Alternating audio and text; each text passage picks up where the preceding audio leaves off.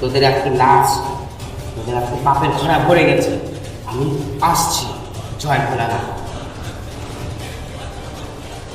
ছাড় আমাকে।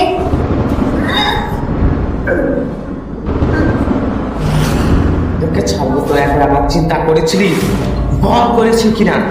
তোর আমি এমন করে মারতেছিলি, বুকের মধ্যে একবার আঘাত করেছিস, তারপর একবার পিঠের মধ্যে আঘাত করছিস, একবার চিন্তা করেছিলি তোদের আমি দাদা হই, তোরা আমার কিছুর সাথে একটু করতে পারছিস? তোদের আমি আজকে মারবো। জয় ভোলানাথ। ইয়া ইয়া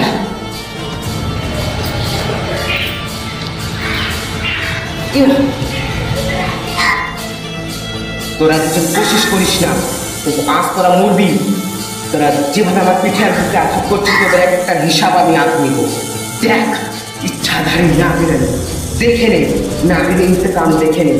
তোদের আজকে পূর্ণতা হবে, তোদের পাপের ঘোড়া ধরে গেছে। জয় ভোলানাথ। ইয়া।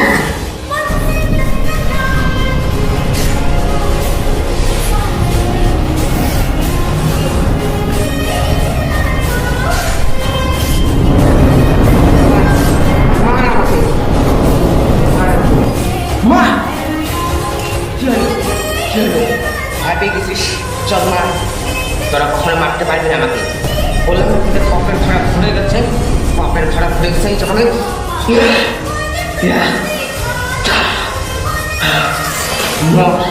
তোর পায় মর আজকে। হে বলে না, আমি আজকে এদের দুজনকে মারছি, শক্তি দিয়ে আমাকে শেষ করতে পারি। জয় ভোলানাথ।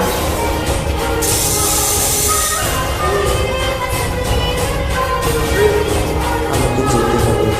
মহারাজ কাহিনী শেষ হয়ে গেল, দুজনকে মেরে আমার কাহিনী শেষ। জয় ভোলানাথ। আমার বদলা বন্ধ হলো। আমার সাথে যে গাদ্দারি করেছিল তাদের দুজনের কাহিনী শেষ হলো। হে ভোলেনাথ, আমার কাহিনী এসে গেছে, আমার যাওয়ার সময় এসে গেছে। আমি এখন আমার জায়গায় পৌঁছাতে চাই। আমার এই নাকির শক্তি আমি রাখতে চাই না। আমার নাকির শক্তি তুমি নিয়ে নাও, আমার যা শক্তি ছিল সব নিয়ে নাও।